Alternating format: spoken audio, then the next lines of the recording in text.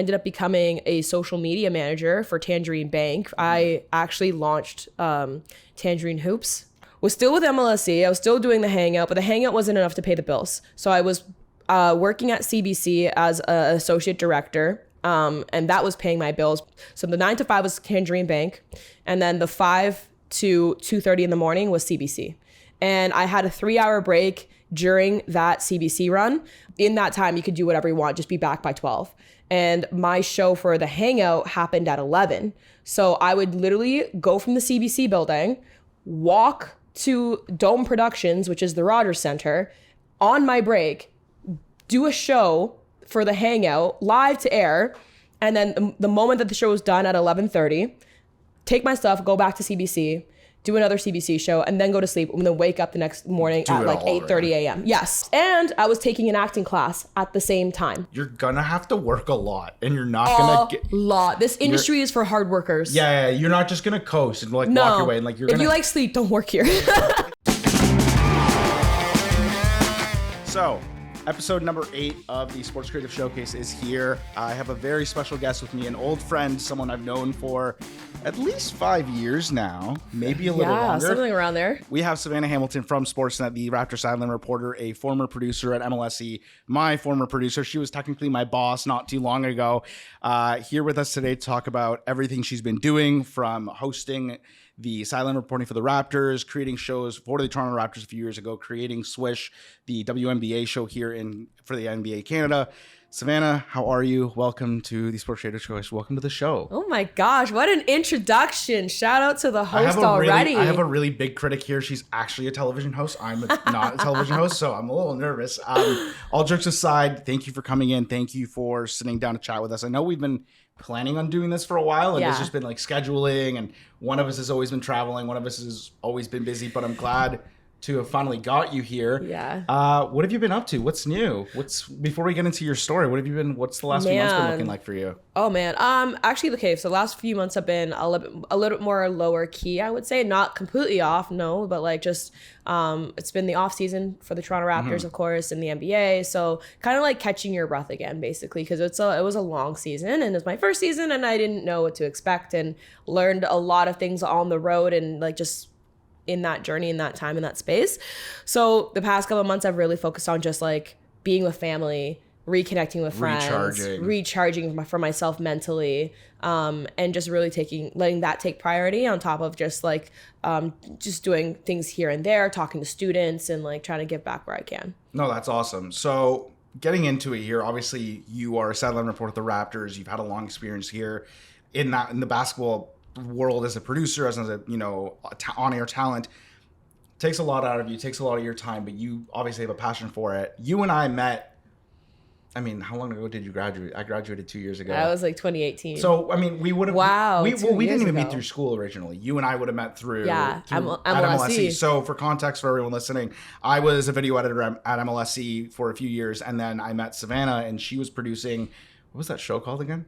The one that was a vertical. Wrap Up? Raptors Wrap Up. And I became the editor for that show, and then you and I just kind of became friends right away. Like we immediately like kind of just clicked. Yeah. And our friendship was kind of born from there. And over the last few years, like we've kind of just gone to each other for advice and like support as, people in this industry, because you and I kind of have a very similar mindset in terms of how we look for opportunities and how we see networking in this kind of field. But I want to take it back here.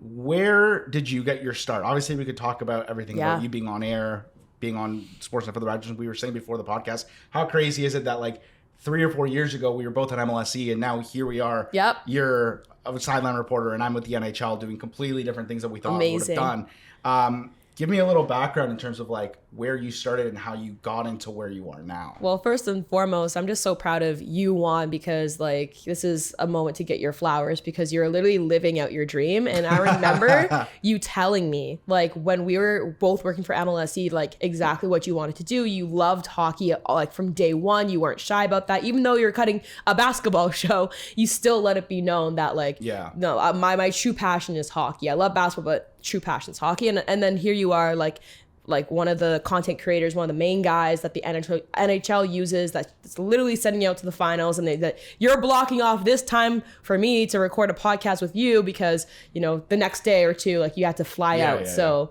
I think that's some incredible, like what you've been able to do. And so like, I'm just excited to be here. But about you, but I appreciate that. I mean, I have to give you your moment too, because I've seen so much growth in your own career. It's insane. But what was the question again? So like take me back to where it started. Obviously, let's go back to, I mean, as far as I know, you know, at Ryerson, we were both sport media RTA students. You were an athlete there. Take me back to like the start. When did you realize you wanted to work in this industry and kind of the path you took, you know, an abbreviated path for however long you want to go from start to finish? Okay, so a big thing that was always in my mind was when I was a student, I knew that you had to play the student card to get in the door. Because after you graduate, you're probably already a little bit too late. Because you should be making contacts while you're a student, because you could always say, hey, I'm a student, I'm just trying to learn. But when you're graduating, you know, you're actually a professional now. Like, and if you don't have any experience because you didn't do anything in school, then you're already behind the 8 ball, basically. And you don't have the student card to play anymore. So you can't just be like, can I come in? You're it's like why? Everybody else. You have like, no, there's no like, oh, you're just learning, so sure. Yeah, or like an internship opportunity. So I knew that I had to make the most out of my student card, basically, when I was still in school. So in my second year university, I was able to job shadow somebody that I absolutely admired in the industry, Akil Augustine. He had a show called The Hangout. It was an NBA talk show. And when I job shadowed him, I literally said to him, like, and you can't say this now because it's not even a thing anymore, but I said, hey, listen, I loved it so much. I will come on and like work for free on the show. Just let me know whatever you need. Like I would sweep the floors. Like, and then, and he's like, okay, cool. Come to the production meeting like next week. And that's literally how I got my first step into the industry. And I wasn't even working for free for that long, to be honest, because like I would come into the production meeting. At first I was very quiet. I'd like sit and listen and observe. But then I started taking notes, and then I became like an assistant writer in these like production meeting like stuff, and like sending the notes to the producer afterwards, et cetera, et cetera. But then shortly after that, there was a need in the studio for a whole different show. It was for the Toronto Maple Leafs pre and post game show and the Toronto Raptors pre and post game show, where they're like, we need an associate director. We only have one right now. And she can't do everything. So that's kind of where they looked at me like, hey kid, can you do math? And I was about to be like, absolutely not. But then I was going to say, we come into this industry to not do math. Yeah. And then people were like, you do math? I'm like, no. Yeah, right. I was gonna say no, and then I don't want to do it. One of my mentors, who ended up being a mentor to me in this industry, Dwayne Watson, like he literally looked at me in that moment. He's like, lie, and I was like, yeah, I know how to do math. I love math. It's faking it till you make it. That's all it can be at times. Sometimes you got to be like, yeah, I can do that, when you have no idea what to do. Exactly. And little did I know, like that lie, which I ended up saying like, yes, you figured it out, by the way. Like, you're like, I lied, but then I figured it out anyways, because it was just time math, right? Like if you could back count and stuff like that. Yeah. Anyways, that lie ended up paying my bills literally from that day to like 3 years after that day, basically, to like post graduation. So because I ended up getting a job with CBC as an associate director for like the news, like nationally and everything, and like also locally. And so like, and CBC paid well enough, so I was able to stay in Toronto, and just like, you know, it all kind of worked out. So that was like my real start, was saying yes to like doing anything for a show. But like, once again, nowadays, everything has to be paid. There's paid internships. But the second yes was, or basically a lie, that I could do math. And that ended up like actually like keeping me afloat in this industry for the time being. But and then that yes to the show of doing anything ended up like leading me to producing. So at one point, there's like a time where, like, you know, when Dwayne, the producer of the show, couldn't make it, he would let me step in and completely take control of the show. And he had like full confidence in me. But that was built over like the next couple of years. You took a risk. 100%. Yeah. Yeah. So by the time I graduated school, I was already producing a show. Like, which is insane to think, like the growth, like that growth from just being a student saying, hey, I will literally do anything you want me to clean. And then now you're running the show. But like, I think that's just like, that just shows you that you kind of just need to put yourself in scenarios that you might be uncomfortable with. Absolutely. And like that like multiplies itself down the line into like getting these opportunities. And that was like relatable to me when I started at MLSC. I remember the first video they asked me to make, there was like an all-star video for the Leafs, like in 2018 or whatever. And they're like, this is what we want it to look like. And they showed me an example and they're like, do you think you can do that? And I'm like, yeah. And then like fully well knowing like, no, I don't, I was shocked at the moment that I got the job. Like I was like 20 years old and I'm like, what the fuck am I doing here? And then I did it and like, this is great. I'm like, really? Yeah. But I get that. I get like 100%. You kind of have that moment of like, oh, fuck, here we go. Like, they're going to find out I'm a fraud. But you just make it work. And I think people in this industry who are successful, like, you figure out a way to swim. Like, you're thrown in the water, it's sink or swim, and those who really want it will fucking swim. They will swim, and you'll probably get a lot of water in your mouth while you do it, while you're learning in the beginning. Might get a little tired. Might get a little tired, might drown a little bit, but like at the end of it, like you'll come out alive, and then you become a stronger swimmer. Okay, so you obviously gained the trust of Dwayne during this, and he's a very big person in your career, someone who's very pushed you throughout your career.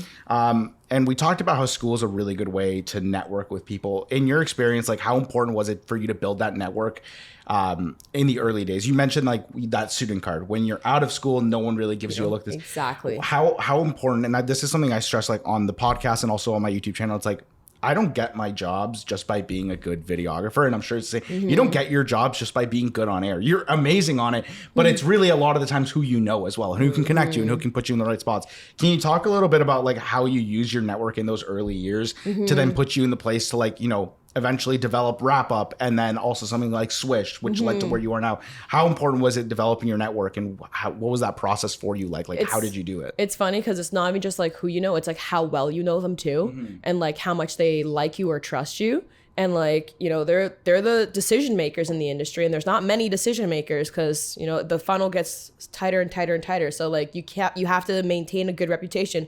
You have to work hard. Like word of mouth in this industry goes flying around too. So like, you know, you just got to be a good person. Like honestly, like being a good person goes really far in the industry, just that alone. And I think people forget about that. And I think as you get deeper into the industry and you get accolades and your ego grows a little bit, like people forget, like you like genuinely, like they're not, if you're a good person, everyone will want to work with you. Exactly. I think that's like why you and I connected. Cause I'm like, you thought I was like, we just got along really well. And I feel like and that's a good example of it. You know what I mean? Like, just being a good person goes a long way versus like going in with an ego and then people like don't want to work with you, right? Absolutely. I think like hustler recognizes hustler, you know, like So game recognized game, you know? Recognized game always. Anyways, but yeah, so I think for me actually the building actually started back in high school. Like there was an opportunity when I was in my last year of high school I was covering a magazine, and Tristan Thompson at the time was playing for the Cleveland Cavaliers, and it was his homecoming. Like it was the first time he was coming back to Toronto in a Cavs jersey and whatever. Exciting times. So they sent me to go there and like just go on the scrum, cover it, write an article afterwards. And so I was actually a writer at one point too. Woman of many talents. In this industry you gotta wear every hat. You have to know a little bit of everything. I was just saying, like, I am like looking at the audio here and like making sure everything's running because like you're wearing every single hat. So anyways, go on. See, it's exactly it's the same thing. Literally, this podcast is brought to you by Juan, who's doing audio, hosting, producing, camera ops. But Tristan Thompson in high school. Yeah. So anyway, so had to go on a scrum, like interview him. And I was like in the locker room and I was like, whoa, this is crazy. But like at the same time, I also knew that my media peers were around me. And so I was already following media, like personalities and writers at the time. So a big one that stood out to me was Michael Grange. And so I almost like made it my mission when I was there to like at least introduce myself. So I think I did back then. So that's grade 12, right? Come in university, now I run into Michael Grange like many times, and then like just throughout like different university networking events that Sport Media would like put on, and like he remembered me. He was like always remembering me, stuff like that, right? And the funny thing is that like it's not even that like he could per se like do anything immediately to help my career or nothing. He didn't give me a job himself, but like now he's a colleague of mine, you know, and we have like, I have a good taste in my mouth. That's wild to think that you went up to him in high school. Yeah. And now you're working with him. It's crazy. I had a very surreal moment this year when I was like doing the women's game, and I was like right on camera with him because I used to watch the 3-point Grange, like that report, like a lot. And I love the 3-point Grange, like that segment. And so to be next to him, I was like, oh my goodness, this is crazy. So like, and it's also, you look up to these people. Yeah. And I had these moments like over the last year. It's just like, there's some people you like look up to, and then you get to this point, you're kind of like, I'm not looking up at you anymore. Yeah, I'm like, I level at you. I level with you. You know what I mean? I have so much respect for you, but I could see you at eye here level. too. I'm here right now too. I'm with you here because I worked to get here. Yeah, exactly. Yeah. So that's an amazing feeling. Absolutely. So yeah. So I mean, I feel like I've said this story a few times, but like I had a knee injury, and that knee injury ended up being one of the best things for me because I was playing basketball. Being a student athlete is very demanding, but when you have an injury, you can't play basketball. And so luckily my coach was a bit more flexible. And this is like something I would give her a lot of credit for. Shout out Carly Clark, is because she let me like, kind of like, okay, like I can't practice because I just had knee surgery. So can I go to the studio and like time out a show, or like can I go produce something? Because like I could do something within my degree in that time space. And so that's kind of like how I started getting my way into the industry, was just kind of like meeting people at these networking events, or just even like within the industry. I also started my own radio show at TMU, formerly Ryerson, on Spirit Live Radio. As everyone did. And I would invite guests to come like in on the show. So, and that was my way of actually like interviewing them, but then also just building that relationship. So if I met them one time, I would try to get them immediately on the show. And of course you play the student card, and the student card's like, can you just help a poor student? Like, you know, like, yeah. I just want to interview you, please. Like, you know, anyways. And then in like, and they're like, yes, of course. Yeah, exactly. In a British accent. And they're like, yes, of course I can. Of course. So we end up getting like Jamie Campbell on the show. I think we got Michael Grange on the show. We got Dwayne on the show. And I'm just like building and making stronger connections. Exactly. And then you start like really focusing on what you're doing, of course, because it's not just like networking. It's like your own body of work too has to show for it. Because you can know everybody, you can have great relationships with everybody, but they might not take you serious if you're not bringing anything to the table. Yeah. So you need to show that you're actually serious about it. You're not there to like swoon everybody. Yeah, you're not trying to chum up. You're like putting in the work. Exactly. So yeah. So then by the time like I was graduated, like I had a lot of great connections, and also your professors are connections too, because like they have worked in the industry themselves, and I was like really good like had a really good student relationship with like the head of the program, Joe Recuprio.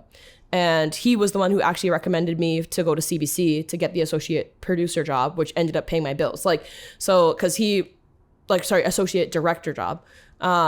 Anyway, so like that, it all kind of ties into each other. And like, you just, once again, be a good person. You're like, I get that you're not going to like everybody, but you got to respect everybody. Don't burn bridges. And try not to burn bridges. Because it's a small industry. And people remember. In Canada, it's really small. Yeah, and people remember everything. Faces and everything. Everything. This is something that like I talk about a lot. Well, I have spoken a lot like on my own channels and on my own kind of things. It's like going to school for me was never about getting good grades. It was always about meeting and getting myself in the right room with people. Yeah.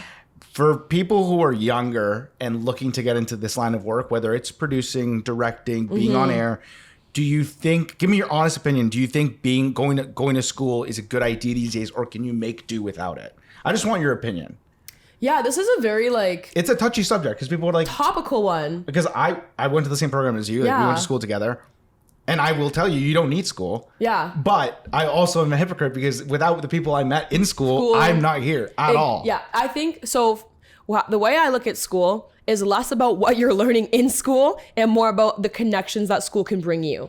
And like, that means like the alma mater, right? Like, because you go into the industry now and you say, I'm from RTA. It's literally like a calling card. Everyone knows. It's like, oh, RTA, gold stamp. Like, you know, it's like, oh, I know exactly what program. That program has existed from like, I don't know, like back in the day. Literally, like our professors were an RTA. Yeah. And so like, that's like almost a certification to itself. So, and then on top of the fact that like, because there's so many people that have gone through that program that work in the industry now, like they're going to come back, they're going to talk to you, blah, blah, blah, blah. Like literally one of my professors was like one of the vice presidents of TSN, you know, and like, and that was literally my prof on like a Thursday night at 7:00. So there's just so much like the value in that aspect. What I've learned in sport media itself, like I probably use maybe like literally 10%. Yep. Like, and that's the part that I'm like, you don't And that's need not bashing the program. school. It's not that's bashing. just like the fact of the matter is just like we work now in parts where like that skill set we learn in broadcasting. And also we've honed in so much. Yeah, and we know exactly what we want to do. And at the end of the day, school's meant to be a bit more broad because like when you're catering to 75 different people with 75 different interests, and like to be quite honest, like 60 of the 75 are probably gonna like divert into another industry. Like you have to keep it generic enough that appeals to everybody, but you can't get specific because I like all my on-air stuff that I learned was way more in the industry itself than it was in school. Like in school, I probably had literally like 3 or 4 on-air opportunities, like to like host something. And but then the thing is that I also had to create my own opportunities, and I really had to push and raise my hand because, and that goes into a whole different conversation about like representation, because obviously being a Black female, like there's not a whole lot of us on TV, especially like in the Canadian landscape. Like there's starting to see more diverse faces now, but like 10 years ago even there was like none. And so for me, it's like, so when I was like telling my classmates I want to be on air, they weren't thinking of me first, you know? And so that goes into a whole deeper conversation, but like, that's why I was also forced to make my own opportunities. That's why I did a radio show. Mm-hmm. I mean, making your own opportunities is like a completely different part of the battle. You can do with or without school, but I think that's like that's a big thing. It's understanding that like positions like where you are now came with a lot of work, a lot of like literal like at times blood, sweat, and tears. Like it is like the fruits of your labor have come over a process. Like I think this goes on to one thing I want to talk about, which is like this whole thing of working in the sports world, whether it's broadcasting, creative, like whatever.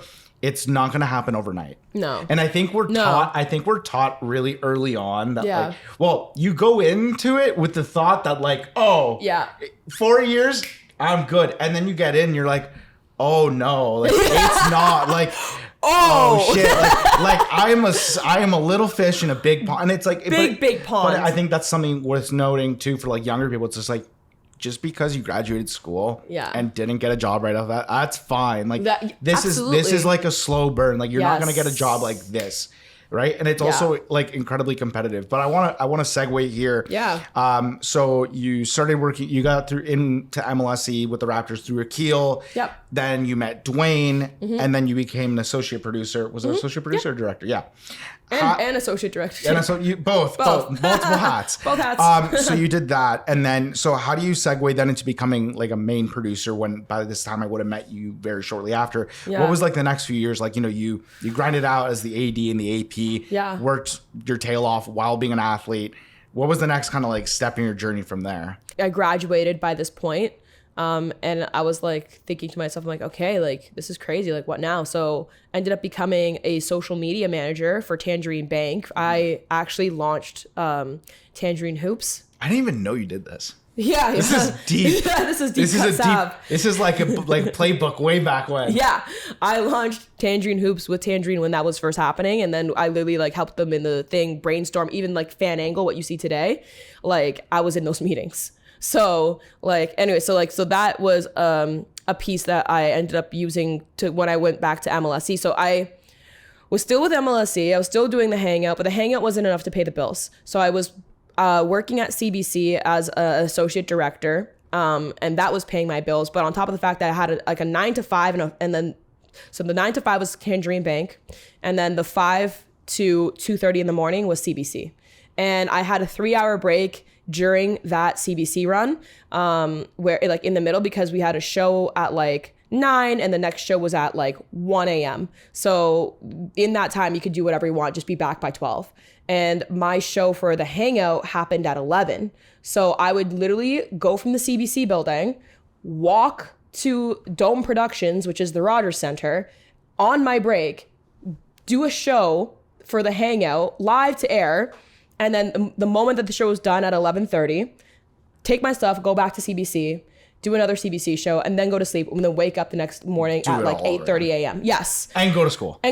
No. I was graduated this time. So I just had like 3 jobs. And I was taking an acting class at the same time.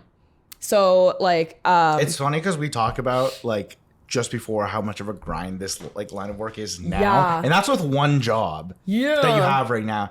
And like me. And then I'm also the same, like before I graduated, I was working 3 different jobs. Yeah. And like, that's another thing like to put out there for younger people. It's just like, you're gonna have to work a lot and you're not gonna get a lot. This industry is for hard workers. Yeah. You're not just gonna coast and like walk your way and like you're if you like sleep, don't work here. So it's like I didn't even know that like nobody knows that. Yeah, that's crazy. Until it's too late. Until this comes out. Now everyone's like, oh my god. Oh my goodness. Yeah. Okay, wow. So how long did you do that grind for? Oh, I did it for a year and a half to almost 2 years, I think. And then the door kind of opened where Tangerine, they offered me a contract again to like do the social media. They want to renew it. But for me, I had to like really like be like, this is too much work. I'm doing too much. And like also the job itself was really demanding. And it just didn't equate to the way, and it was also up in North York. I would have to commute a lot more and stuff like that. So sucks. The commuting sucks, blah blah. So I just said, you know what? I'm gonna put a pause here. I'm not gonna take the next contract. Which you have to learn how to say no in this industry, which is the hardest thing. Which is crazy because at first you're saying yes to everything, and then you're like, oh, I have to say no. I gotta say no to things for the sake of my mental health. Yeah, 100%. Yeah. Anyways, and so said no. Your physical health, like physical health, sleep, social life, like everything. I was getting sick so much. Oh, I know. It was insane. Yeah. But so get this. This is the crazy part, right? This is the magical movie moment.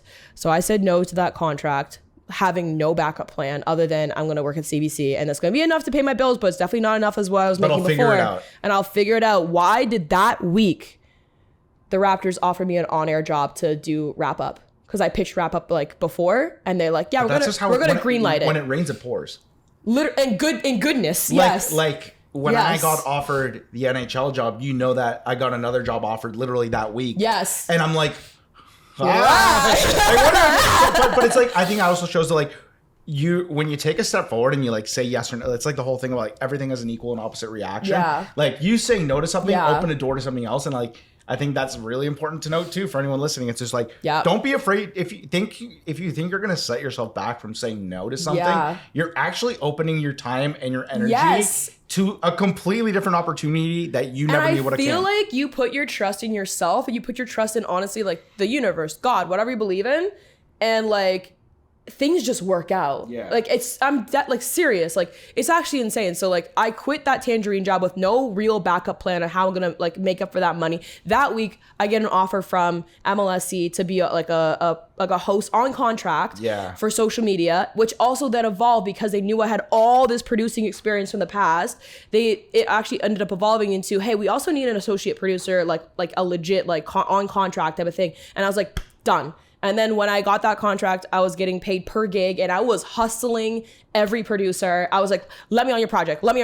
And like, there's so many projects. And as somebody who later became like a full-time producer, like I would take any help that I could get. So a hungry AP was like, yes, come on my project. I need you right now. Like, and I was just doing paperwork and organization and scripts and this. And I was like, I did like documentaries, features, live productions, everything, and like music videos, like literally you name it. I've probably done something of a project on it. And like, so that was like the biggest blessing, just because like, you know, it all came at the same time. And so that was kind of where the gears started to like switch up until COVID.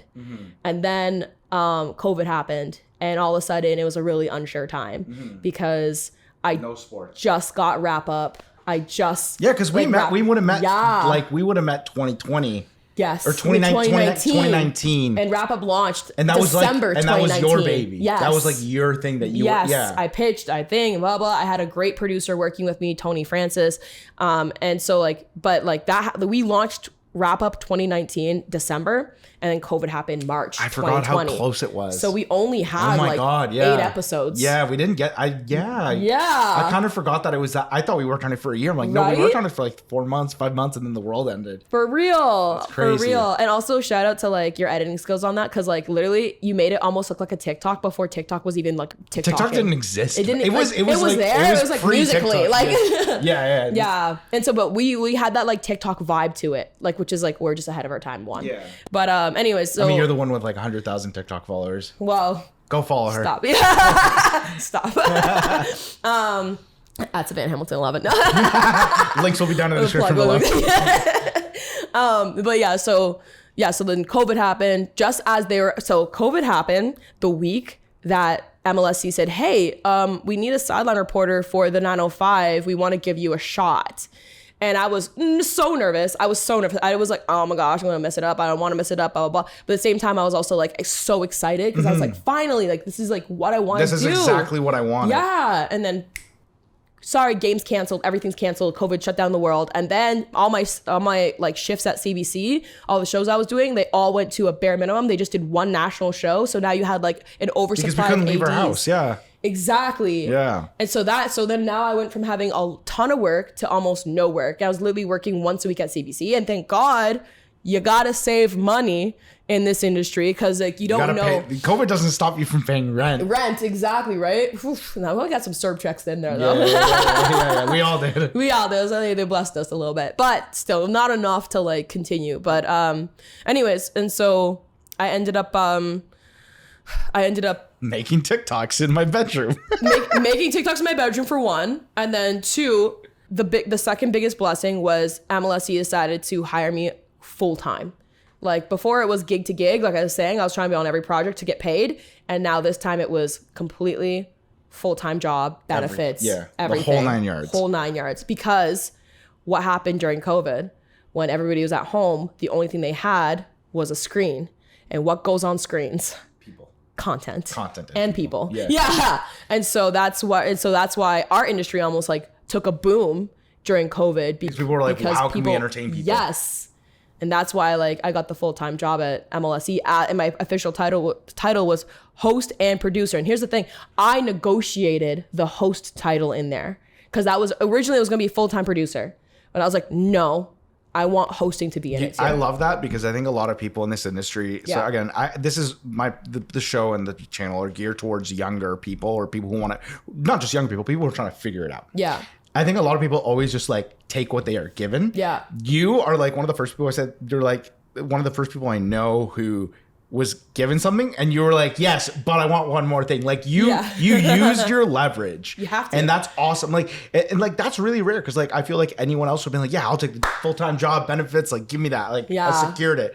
But you were like, if you want me, you got to sweeten the pot. What led you to like, it's a risk. It was a risk. Right? And it was because they could just be like, fuck you. Like, see you later. We'll go to someone else wants it. What led you to kind of like, do that? Which the crazy part was also like CBC before the pandemic, they were pushing me to go full time with CBC, and like the pay for CBC was like in what I was doing and like at the level, like what I did for CBC was essentially what I do now but behind the scenes, like at that scale.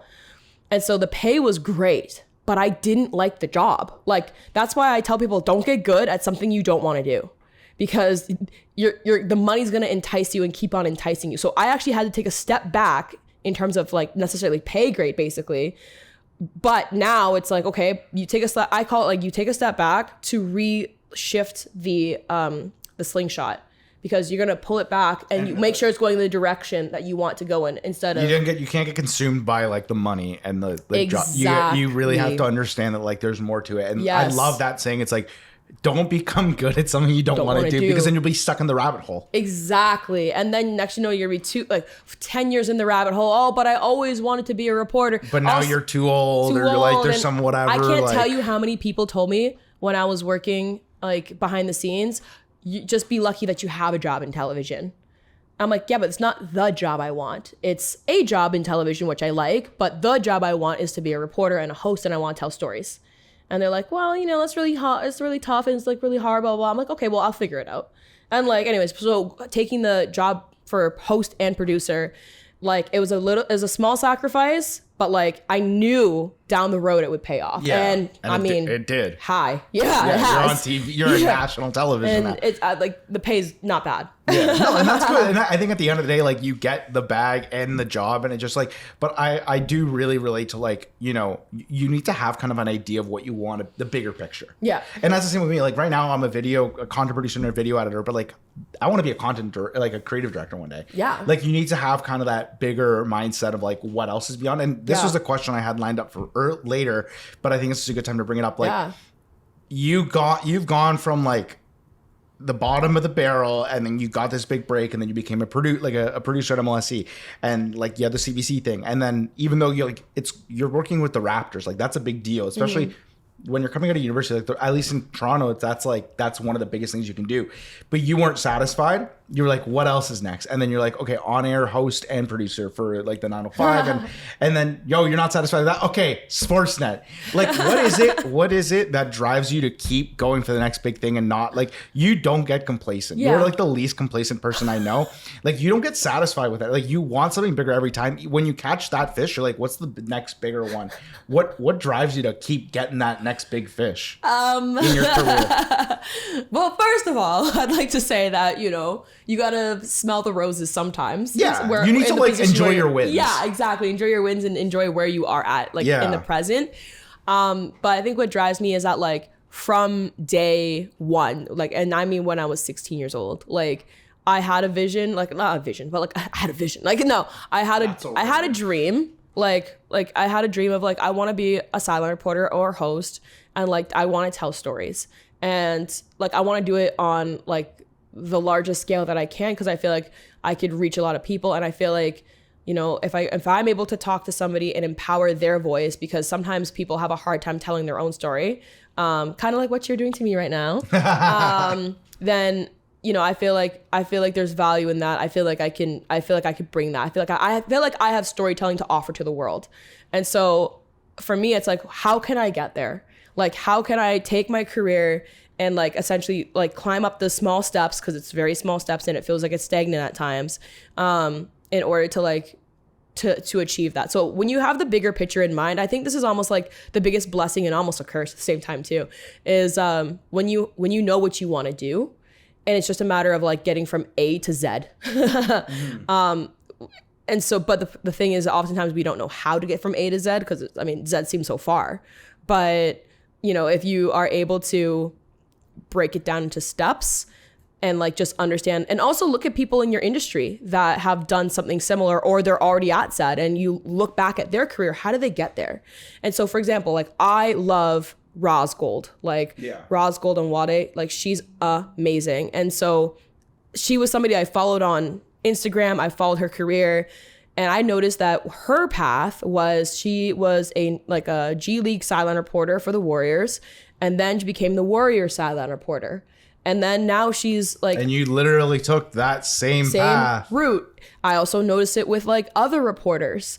Like there's Malika Andrews, for example. She was a writer. She didn't go to the G League, but she was a writer. And then she became an NBA reporter. And then she became where she's now having her own show on like NBA Countdown and stuff like that. Like, so, you know, there's just like, you just kind of notice patterns and trends of where people, like how people move in the industry. And you're like, okay, I think this is the next step. This has to be the next step.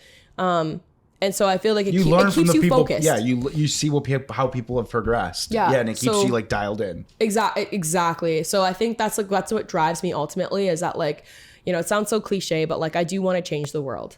And I think, I think we all have that ambition to a certain, you know what I mean? Like in your own certain way. Like, I don't think that's a cliche. I think like, you know your purpose is bigger than what your purpose is bigger than just looking at camera and being like, so Pascal Siakam at 34 points. Exactly. Like there's a bigger reason. And that's awesome that you can recognize that. Because I think, like you said, there are some people who are like, you're lucky to have a job in television. Like you should be happy. People get complacent. People don't want to take risks. And then it's just like, they're really just working for that, but you're working because of like big picture. You're meant for something bigger. That's why I feel like it might, yeah. And that's I think that makes your journey a lot more like, it brings a lot more like, just like a different magnifying glass or something like that. You know what I mean? Actually, that's a little bit why like I have TikTok. If you mentioned my TikTok of of my crazy following. You're so funny. I mean, but like that's a whole other thing. Like this is a content create like. It's a content creating industry. Like and this is like the thing, like you're such a unique guest for me to bring on because you aren't a videographer, you're not an editor, you're not like someone who does Photoshop. You are telling stories, and this is part of the thing I want to talk about. Like you were a storyteller on your right, whether it was writing in your early days or then producing shows and telling the story from start to finish and like or being on camera on the sideline. What's the story for this game? You're a storyteller in your own right. So I think there's so many ways to tell a story. And there's so many ways to tell a story. But I think like that is like you want to change the world by telling stories. Like it kind of goes full circle, right? Yes, and actually, I will say this: I do know how to mess around with some Photoshop and some Premiere Pro. Right. Listen. I got into the industry through Final Cut. Okay. All right. That's actually legit. High school, grade 10. Did well in that class. Okay. Anyway, actually, that was one of the indicators that I knew I was meant for media too. So she literally can do it. So you're gonna edit this whole podcast. I'm just gonna give you everything. I'm kidding. I don't like doing that. Work. That's why I'm here. So let's take a second here and kind of get back on track in terms of like, so COVID happened. Yep. You became the 905 reporter.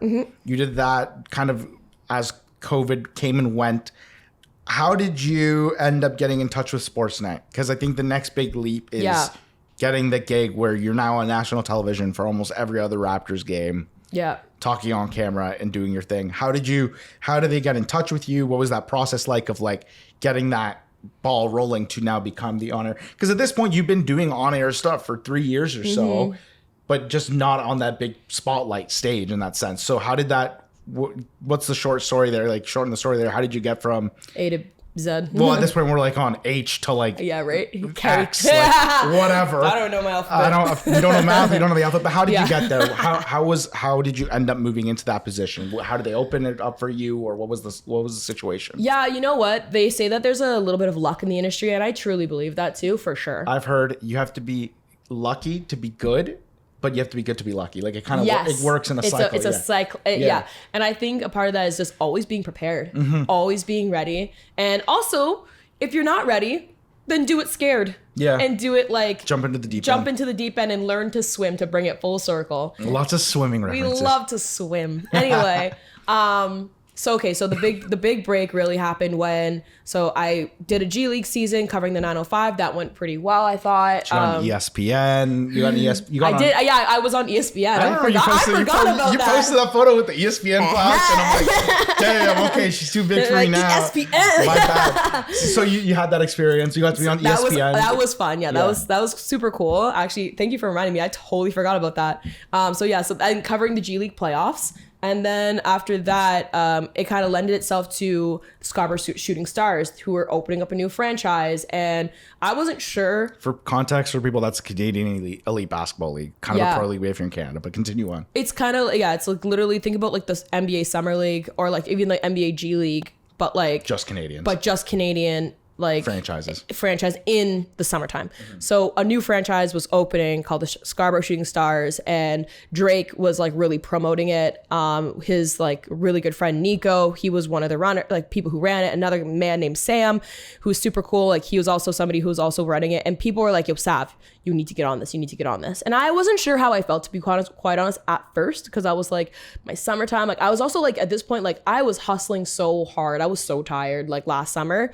So I was like, I don't know if I want to put another thing on my plate, but I was like, you know what? Let me just see where this goes. And so, and I also got really good advice from my mentor, Dwayne, and he's like, Sav, Scarborough Shooting Stars, they move differently. You got to jump on it. And I'm like, okay, fine. I'll be on it. And then sure enough, I took the job. A week later, they announced that J. Cole's on the team. And I was like, oh, that's the universe. I guess it's good that I took this job. Magic dust from the universe. Magic dust for sure. Oh, you took this? You're going to talk to J. Cole now. Yeah, literally. Jermaine Cole. Cole World. So this is the part in the video where I pull up her interview with Jermaine Cole. Like there's footage of this girl with J. Cole. Anyways, go on. So listen, the crazy part about that is the fact that is that like the craziest thing you've done in your career is talk to J. Cole on about like Sideline? Probably, because like I don't know, when I like it's funny because I'm very much in the moment. So like if you're a celebrity, like I don't even see you as a celebrity. Like I just see you as like, oh, because you work with basketball players all the time. And this is like, and like also J. Cole is super cool. He's like, no, just call me Cole. Like don't even call me J. Cole. Like it's just Cole. So I was like, oh hey Cole, Like, you know, it's like, it sounds like such a regular name. Like, I actually knew a Cole growing up, as I'm like, hey, Cole. Like, anyways, and so so I had like a sit down interview with him before the interview that actually went out. So it wasn't my first interview with him, but the first one it just didn't come out because like I sat down with every single person on the team for marketing day content, but like none of the interviews from that marketing day ended up being released for whatever reason. I don't know. I'm not gonna ask. Like, it's fine, whatever. Like, that stuff happens all the time in our industry. Yeah. You can make something, it could be perfect, and then it doesn't get released. It doesn't see the light of day. But anyways, and so I wasn't really that nervous the second time I was interviewing him, and I knew that like I had a mission with that whole thing. Anyways, ended up getting the opportunity to interview him. And this time it got released, and I think that was almost like the cherry on top of everything, on top of the fact that like I covered NBA Summer League that year. I actually went to New York. I was in the ESPN studios. That was the summer NBA of SAF. That was last year was crazy. Summer of SAF. Yeah, I was like, all right.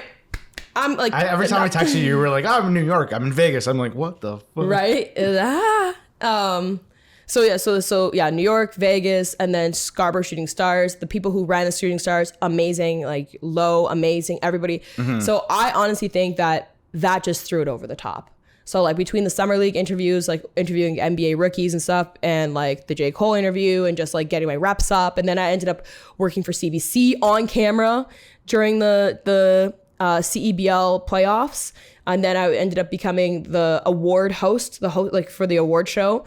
For the CEBL, like later that August. So like everything was just kind of like spinning up into each other, falling into place. And then sure enough, and like, here's the thing is that there was no opening for the Raptors job for Sportsnet or nothing. Like, everybody was booked. And then of course somebody like, so the woman who's doing my job before, she's so lovely. Her name's Amy. She got an opportunity in the States, in Miami. And that's where she used to go to university.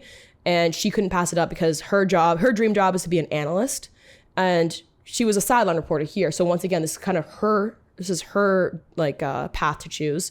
And so she was like, well, I'm going to choose being an analyst, you know? So that actually ended up opening up the sideline stuff. And that coincidentally fell in line when Sportsnet was like, hey, we want to start to give Savanna some like real reps, like in the studio, on a desk. Like, we want to kind of like start really like honing her in. Yeah. And they gave me an opportunity to cover the FIBA Women's World Cup, which was happening in Australia, but we were broadcasting it from Toronto. So I had a lot of shows that started at 1 a.m. One show started at 4 a.m. You got to be in the studio like an hour or two before. Your internal clock is just completely reversed. You got to keep up with the news. You got to see everything. Oh my goodness. So at the end of that stretch of games, finally FIBA was done. The next day I get a call, and they offered me the job for sideline reporting. Did you want to be a sideline reporter for the Toronto Raptors? What was your first reaction? So the person that called me, I thought it was like a joke. Like, not a joke. I thought it was like a trick question or something. I'm like, yeah, are you supposed to be offering me this? Like, I'm so confused. Like, and like, but the thing is that like, you know, like in Toronto, the industry, once again, is so small. Everybody knows everybody. And people work together. Like, you don't even realize how people work together. And so it was technically my boss at MLSE asking me if I'd be interested in that job because they were interested in me. And I was like, absolutely. So yes. And then she's like, okay, well, take some time to think. I'm like, no, the answer is yes. I'm like, are you sure? No. She's like, okay. She's like, I'm going to call you again in like 3 days. Yes. And I'm like, I'm telling you, my answer's not going to change. The answer is yes, but okay, you can still call me. Like 3 days later, hey, yeah, yes. First picks up the phone, yes. Yeah, and so that's how that jump happened. Literally, the domino effect was like boom, boom, boom, boom, boom. Like literally, like one thing led to another. Exactly, New York Summer League, CEBL, award show, FIBA, like thing. It just happened. Wow, crazy. And okay, so wow, that's like a whole like but that just kind of shows that like. Everything you did previously set you up for success now, and every risk you took, if you didn't say no to a few things, you might not be here. If you didn't say yes, you know what I mean? Like everything you did like led you to that one moment to like just picking up the phone and being like, yes, right? Yeah.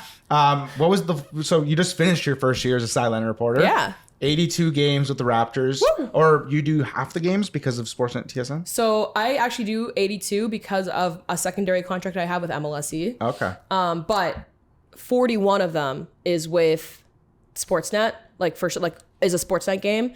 And then the other 41 that I'm not on, like, because it's this TSN game, I'm still there because I do all the scrum reporting. Yeah. So I like hold the mic up to the You're in the scrums, you're getting and I'm the talking sound. to them. And sometimes there's markets where there's not a whole lot of reporters. Yeah, of course. So they need me there basically. So how was your first season? Give me the lowdown. Yeah, it was super cool. Yeah. A lot of fun. Learned a lot, that's for sure. Like a lot of travel. It was a lot of travel.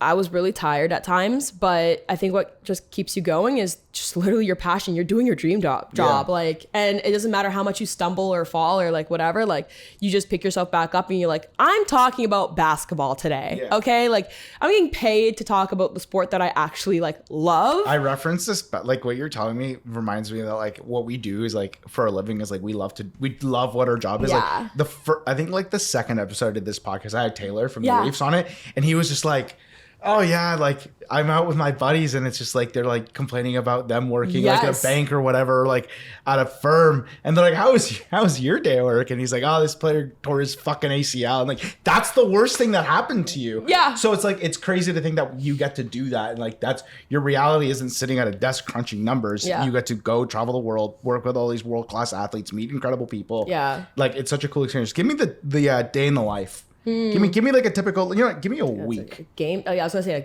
Give me a week with like a road trip in there. Oh, what's it like? Okay. Let's start the week off with a home game. Let's say the home game is not even like a Sportsnet game. Let's say it's a TSN game. So you still go to the practice because I'm like I want to think about like what my next game is. So even if it's a TSN game on the Monday and maybe it's a back-to-back, so maybe Tuesday it's a Sportsnet game. So you're still going to practice on the Sunday. Because that's the other thing. Weekends are just regular days. Yeah. Like you have no weekends. There's no weekends. Like yeah. So say they practice on the Sunday. So you're going to that practice because you're going to start to think about collecting stories for that Tuesday game. And then Monday will happen. You want to determine like what's the most prevalent thing that happened on Monday that's going to affect your stories on Tuesday. So say they lost to the Bulls or something like that, right? And they play Miami next. And we know that Miami's a really tough team and stuff like that. So like, okay, the story's probably going to be somewhere around like, how can we bounce back? And like, hey, how are you going to guard like Bam Adebayo when it was hard to contain this other player? Like, you're developing what you were going to talk about when it's going to change. So much prep work before your own game happens. And then let's say your own game happens. It's back-to-back, so they wouldn't have a shoot around. But if it wasn't a back-to-back, then they would have a shoot around. So you're going there first thing in the morning, talking to the players, coaches, anybody that you need. Going back home, writing up notes from what you talked about, and those notes are going to form your stories for the game that night. There's a very quick turnaround because you also have to coordinate with your producer, and usually you coordinate with the producer before shoot around so that you guys are on the same page on what you guys want to get. But then if your producer trusts you enough, like you just go and you just know what you're going to get. And then afterwards you go to your producer after shoot around, after your notes are typed up, you tell him, hey, I have this, and this tonight. Okay, great. Let's lead with this. And then you go from there to the game. And you always get to the game about like 3 hours early. So now, like, hopefully you got a lunch in between that time. They also have a media meal there, so that's not bad. But you go to the game. There's a pre-game scrum with the coach, and if you didn't get anything before, or if breaking news happened, hey, we acquired Jakob Poeltl. Like, you gotta like that's probably your scrap everything you just did for the past Something 3 happens, days. Chuck it. We're starting all over again. We're starting in like, big story is we acquired Jakob Poeltl. Yeah. And so that's now you got to get a soundbite with Jakob, or you got to get a soundbite from the coach talking about what Jakob brings, and then say you have a game on Thursday. So your Tuesday was your game for Sportsnet, and your next game is going to be on Thursday. Or you're playing Milwaukee. You are going to leave potentially Tuesday night after the game. So you might have had to pack a suitcase and bring it to the arena because you're going to leave straight from the arena, straight to the airport, or you're going to leave first thing Wednesday morning. Mm-hmm. Or they're going to have a practice Wednesday morning, and then you're going to catch the flight right after. So it's a lot of like back to back to back to back. And then you're on a plane for X amount of hours. You checked in your hotel. Yep. You get barely enough time to prep your story for the next day. Yes. You sleep, wake up, do the whole thing all over again in a different city. Exactly. Maybe a different time zone. Yeah. And then it keeps going and it keeps going and going. Yes. So that's like the grind of it that people don't understand. And like like social life, I've heard of that. Like, you know, like you literally stop talking to a lot of your personal, like close friends. You and I had times last year where we didn't talk for like a month or two. and then it's like, oh, it's playoffs, I gotta go. And like, but like that's just part of the gig too. It is just like, I mean, I want to get into it. You talk about the grind, and I think the misconception is you work in sports. Oh my God, you get to travel, you get to talk to Pascal Siakam every day, and LeBron James is over there, and like, but like people don't know that like this. No matter whether you're on TV or like myself, like the Stanley Cup final, like I just got back yesterday. I'm traveling again Wednesday. I'm probably not going to be home for 2 weeks. Like they don't factor in that like this is exhausting and it's not all glitz and glamour. Give me a little bit of like, we talked, obviously we can assume all the fun things you do. You get to meet the players, work with them, you know, get to go to all these cool cities, whatever.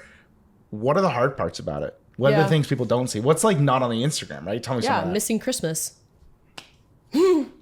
Like that's kind of like I was lucky enough this year to have a Christmas for 24 hours. I was almost going to miss it because we almost got snowed in Cleveland, so it wasn't safe to fly. But anyways, but like and everybody in my broadcast team, they're like, cherish the fact that you have 24 hours to have Christmas because 9 times out of 10 you will not have Christmas. Like this was a really rare year, and I was like, wow, okay. So that's a tough part. Yeah, like not seeing your friends for 2 weeks. Also, like. The road can be lonely because like kind of like you know if you don't feel like drinking or like you know going out that much or that often, or if you don't know anybody in the city that you're in, you're literally just in your room. Like I go for walks, but like as a woman, it's not always safe to walk at night or something like that, you know? So like, and that's one thing that's you gotta be super aware about because also you're in a different country at the same time, right? Like I also had to like there's a lot of paperwork things that you fall behind on sometimes too. I had to like make sure that I had a bank card that was good to translate to like the States, and so like my visa was like a visa card that like wasn't going to give me crap on rates basically to the conversion. And then like I had to renew my health card, and like it was like where was the time because like I only had 3 days in Canada and then I had to go back on a road trip, you know, like where did the time go? So it's just like time management and just like you just don't see your family. Long story short, like literally like I was laughing because I have a twin sister that plays pro overseas, as you know, and she's never home. But the funny thing is like at the end of April, I went back home for the first time since Christmas, and my parents live 45 minutes away from me. It's not like they live super far. Like, so I went back home for the first time since Christmas in April. My sister was home, and I looked at my sister. I'm like, it feels like I saw you yesterday because the last time I was here, like literally you were here. Mm-hmm. So, but you would never guess that you went off to go play in Sweden for 6 months because I wasn't because I wasn't here either. Months, yeah. So it's kind of like the same thing. It's a weird way of cutting it, but like. But yeah, so like that's kind of like the hardest parts. I think a little bit of like loneliness at times, not gonna lie. Like, you know, it's mentally exhausting. Yeah, it's mentally exhausting. You get a little isolated in your room if you're, especially in like, you know, what's there to do in Milwaukee? Like outside of like playing like a good basketball game at that night. But like, you know, get coffee and then watch Netflix, I guess, but or whatever you want to do. But yeah, that's pretty much the sum of it. But yeah, luckily if you have friends in those markets, and I think that comes with time as well. Like you just meet people in the industry, meet other reporters, you can go out for like dinner and drinks with them or whatever. But like that's like, but in the initial stages, it's just a little like, oh, okay. And it doesn't stop. It's not like the summer comes and you're like free for a few months. Like, cause then you have summer league and then you have other things. Like you're doing all this surrounding work. Switching gears here, because obviously we're saying like, oh, it's tough, but it's a lot of fun. We love what we do. What's the coolest experience that you've had so far in your career? Person you've met, person you've interviewed, situation you've found yourself in. I mean, we talked about J. Cole, but like other than J. Cole, like what is the coolest thing you've done so far since being at Sportsnet as an on-air reporter? Oh man, I feel like every day is so cool. Like honestly, I don't take any day for granted whatsoever. I think every day is legit like so fun. The thing that kind of like immediately pops to mind, and this is less of a personal thing and maybe more of like I just get really happy when people do well and I see people do well, is like, so 2 moments really stick out. One, like covering Delano Banton's career high, right?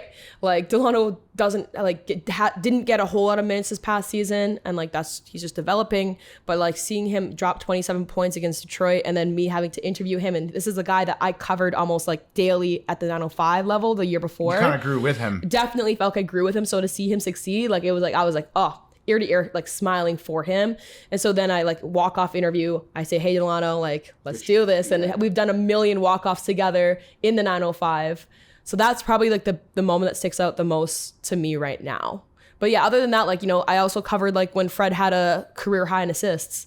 So like in a Raptors franchise record in like 20 assists in a game. So that was cool too. Like being like, wow, I just covered like the milestones, a record. The achievements. That's what you remember. Yeah, exactly. But it's not even my own. Like it's like literally for other people. And I just get to help like tell the amplify story. It. Yeah. It's all goes back to that thing about storytelling. One thing I want to touch on, and I think it's like relevant to whether you are a content creator with a camera or you are a sideline reporter, on-air personality, you obviously develop relationships with these players. Mm-hmm.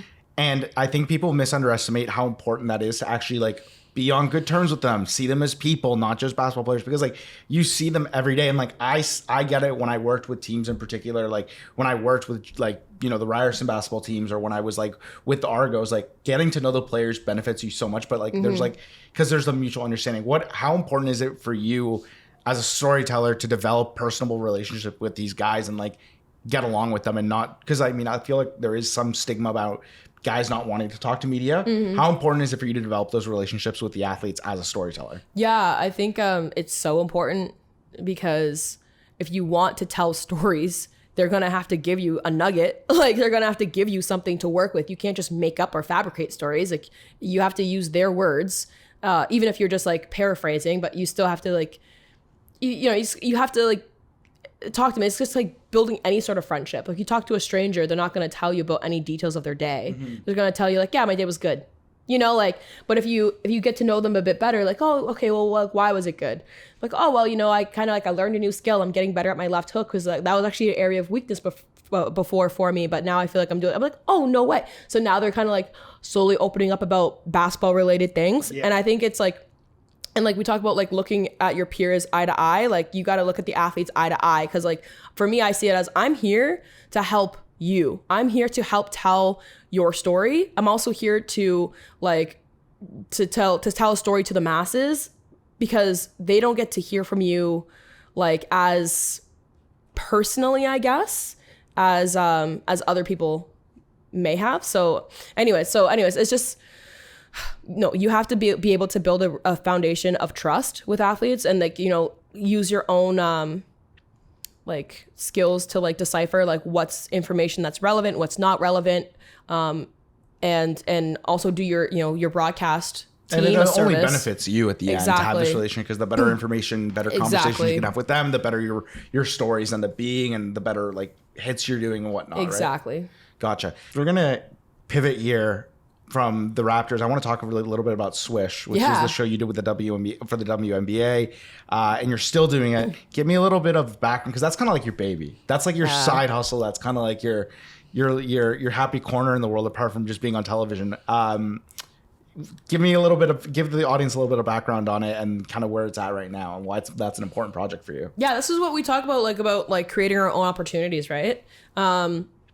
I, as a women's basketball player myself, like former, there just wasn't any women's basketball content on TV, period. Like, end of story. Like, that's just like people didn't see the value in it or something, or I don't know what the real case was in terms of, well, there's many cases, too much to get into right now. But for me, I'm like, let me be a part of the solution. Let me see if I could do something here. And so the WNBA draft was coming up. This was like 3 years ago now. And I was a host producer at MLSE. But nobody was doing anything in terms of coverage for the WNBA draft. So I was like, I'm just going to go on my own Instagram and I'm going to make an Instagram story about the top 5 prospects that you should be watching for this draft to see where they're going to get drafted. And to make it more digestible for audiences who are unaware of the women's basketball game as much, I'm going to do NBA comparisons stylistically. So obviously you can get into like, well, different athleticism, but stylistically you can see similarities in men and women who play the game, like just period. So I did that and that Instagram story did really well and it was crazy. So I was like, oh, okay, well, let me just take this whole thing and let me just present it to my boss at MLSE. And I did, and he loved it. And he's like, okay, well, we got to do something. You got to do something. I was like, okay, cool. And then like nothing happened, you know? And then I talked to my mentor, like, who is also a producer at MLSE. I said, Dwayne, like, I want to like do something with this. And he's like, absolutely. And then so him and I came up with another idea, kind of a spin-off of that Instagram story that inspired it, came up with a show called In the Kitchen, playing off the fact that they always say women should belong in the kitchen. Yeah, a little tongue-in-cheek. A little cheeky. And then where we would interview like WNBA players, get their favorite meals. I had no idea that was like the original name for the show. That's amazing. Yeah.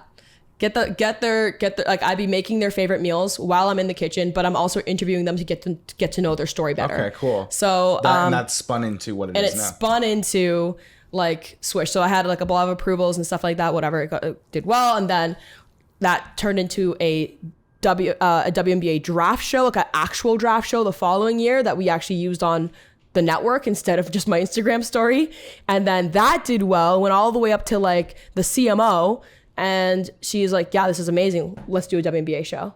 So that was all basically the big long pitch of getting a WNBA show on air. And now Swish is done like very well. Like I've run into people that like be like, oh, I watch Swish. I'm like, really? Like you never think that people watch your work. What they do and they know.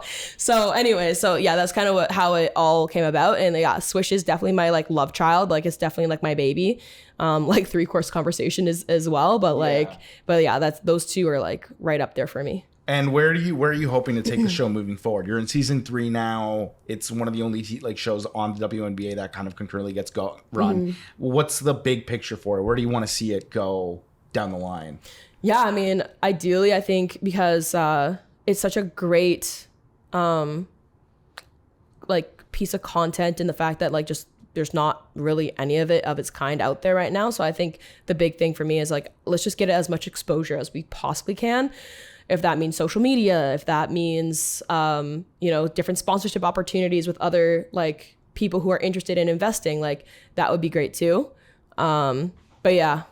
So anyways, so that's kind of like where the next step I'd see Swish going. Gotcha. So you're talking about getting eyes on it because it's something that doesn't normally get visibility. Mm-hmm. Obviously, being a female in sports, specifically a Black female, I know you're very strong on like wanting to be visible to younger girls and people who want to do what you do one day. What's like one piece of advice you'd give to like younger Black girls or just individuals who want to get to where you're at and like are inspired by you? What's one message you'd want to give to them? Oh, I'd say keep going. Yeah.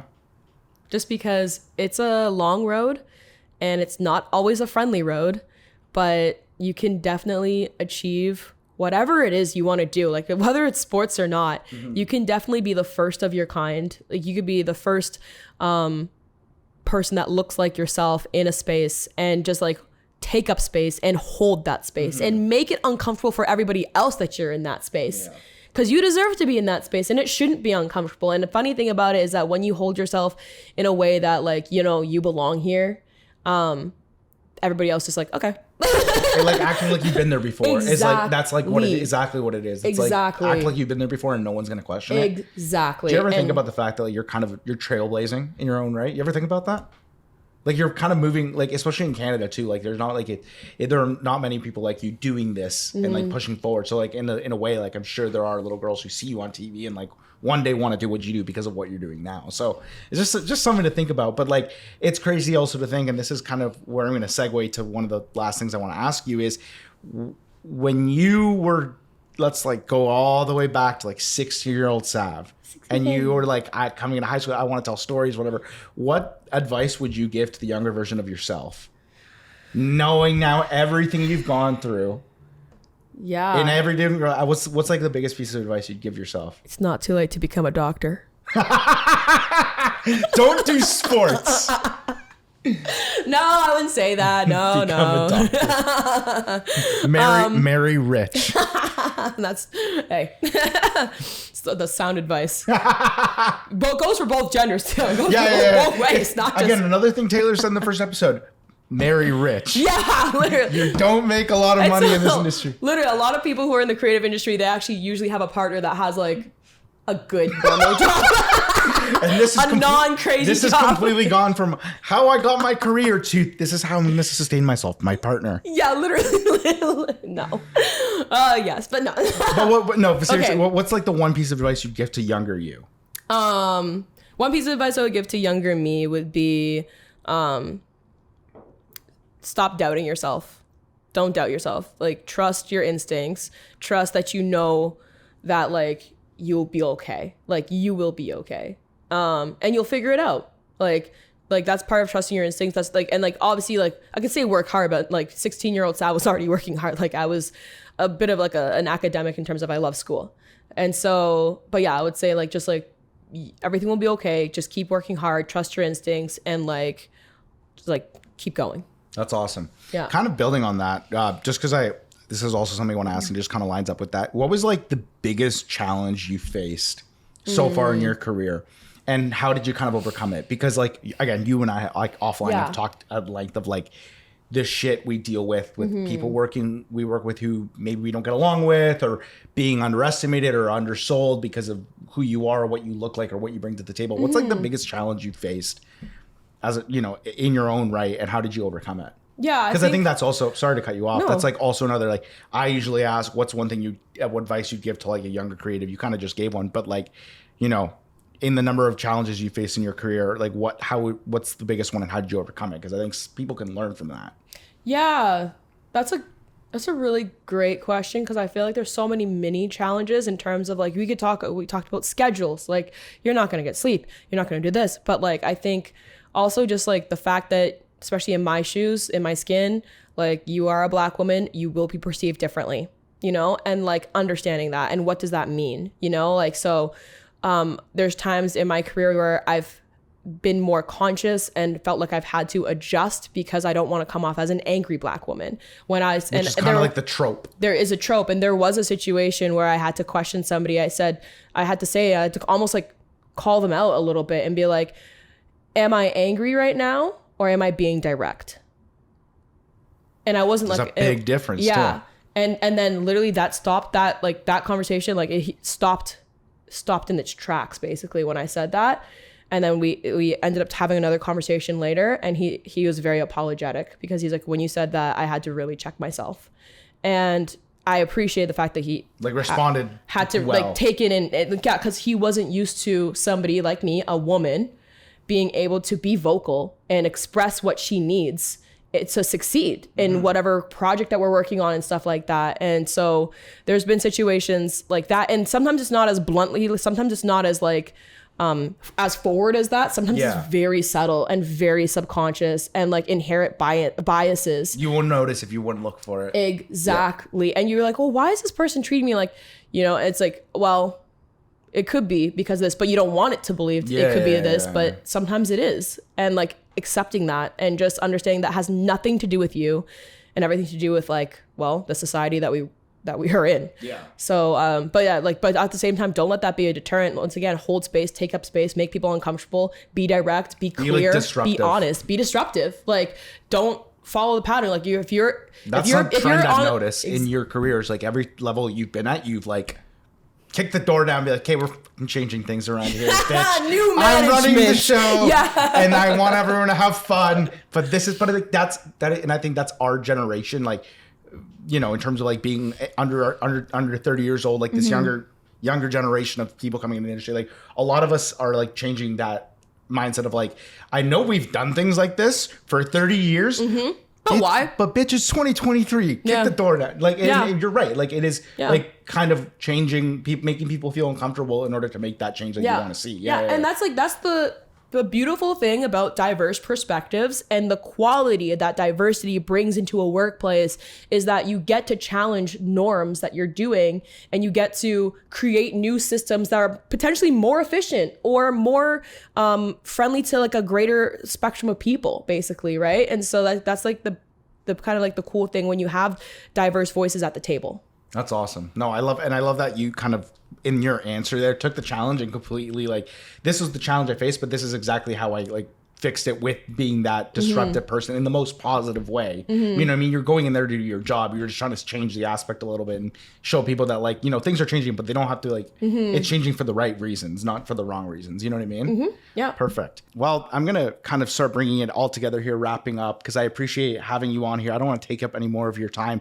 Is there anything else you want to add? Any other pieces of advice? Any other thing you want to throw in here?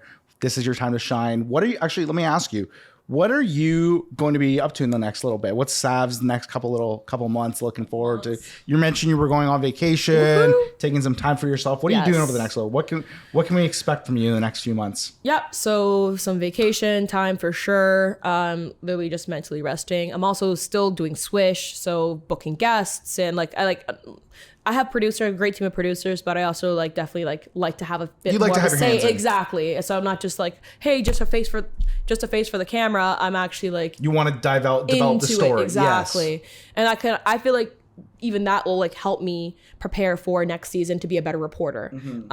I'm also still working with a talent coach to literally look back at my work and to see where I can improve. I'm going to be doing some screen tests and stuff this summer to just again reps. It's like being in the gym. Literally, it's like putting up shots. Yeah. I'm going to be covering Global Jam, so I'm really excited for that. And so that's kind of the meat and potatoes, and then I'm hoping to make my way to Vegas for Summer League again this year as well. Nice. Yeah. So it's a packed summer, but you're taking time for yourself. It's and then August is probably going to be a bit on the more quieter side. Yeah, so. Taking some time for balance and I know. Before the storm. Exactly. and the TikTok, which we didn't really talk about, but okay. I will also say I leave everything for Sav, her Instagram, her TikTok, which she gives charisma tips. That's kind of your brand on TikTok, but you're changing it up. But I will leave all of her socials down in the description below. Thank you for taking the time for doing this. I appreciate you and your busy schedule and me being on. I'm surprised. If you're fitting me in, you're in playoff finals mode. I'm more glad we found time to meet in the middle and do it, because we've been talking about this for months. Yeah. Anything else you want to add? I'll just leave the man. Just where can the people find you? Just what's your socials? I know I'll put it down there, but where can they find you? Okay, so Instagram and Twitter, Sav, S-A-V, Hamilton 11. That's for both of those. And then TikTok, Savanna, Savanna, no H. And then Hamilton. I've written it with an H before. I need to remember not to do that.